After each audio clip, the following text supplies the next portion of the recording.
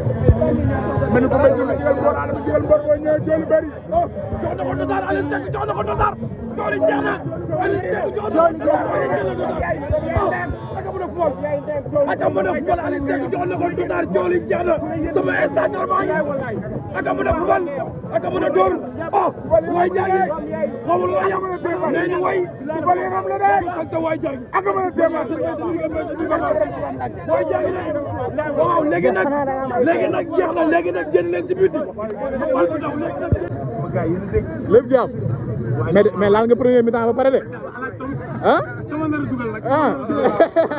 mais yaa ngi doon def ay kii yu am solo de ay démarches yu am solo yaa ngi doon kër de ah waaw yàlla baax na.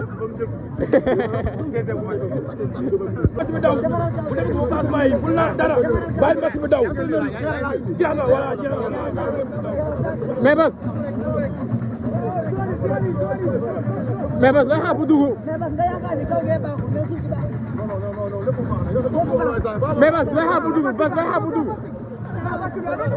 mais bas lay xaar bu dugg lay xaar bu dugg.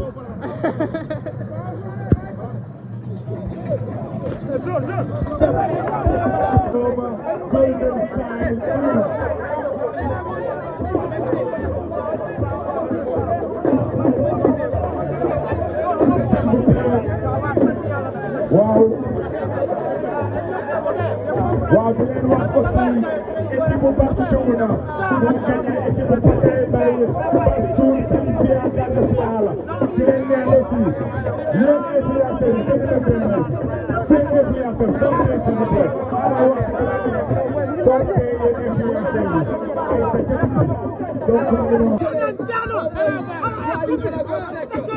Ah bon? Le golden boy de la musique sénégalaise. S'il vous plaît, écran bi s'il vous plaît.